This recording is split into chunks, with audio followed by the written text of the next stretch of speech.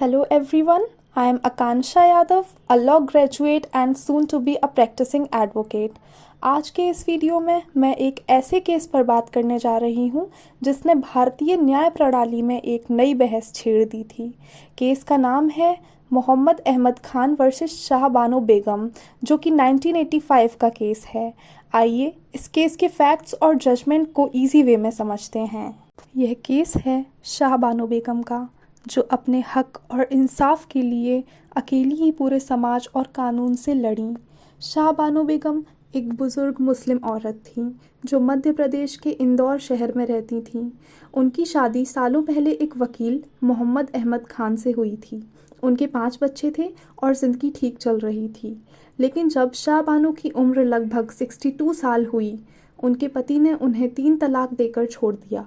तलाक के बाद उन्होंने शाहबानो और बच्चों की देखभाल करना भी बंद कर दिया। शाहबानो के पास ना पैसा था ना सहारा। उन्होंने अपने बच्चों के साथ बहुत मुश्किलें झेली। तब उन्होंने तय किया कि वो अपने मेंटेनेंस के लिए अदालत जाएंगी। उन्होंने धारा 125 ऑफ CRPC के तहत अपने पति से मेंटेनेंस मांगा। यह कानून हर धर्म की औरत को अधिकार देता है कि अगर पति उसे छोड़ दे तो वो गुजारे के लिए पैसे मांग सकती है। फिर आती है अदालतों की लड़ाई।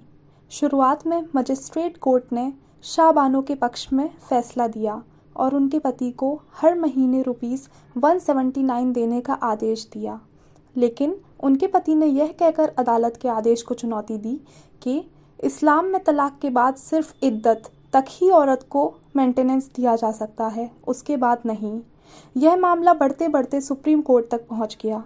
सुप्रीम कोर्ट ने कहा कि शाहबानो को मेंटेनेंस मिलना चाहिए क्योंकि धारा 125 ऑफ CRPC सभी भारतीय नागरिकों पर लागू होती है, चाहे वो किसी भी धर्म के हों। अदालत ने यह भी कहा कि धर्म के नाम पर किसी औरत के अधिकार नहीं छीने जा सकते हैं। यह फैसला महिलाओं के अधिकारों की जीत था और पूरे देश में इसकी बहुत चर्चा हुई। इस फैसले के बाद कुछ मुस्लिम संगठनों ने विरोध किया। उनका कहना यह था कि यह फैसला इस्लामी कानून में दखल है।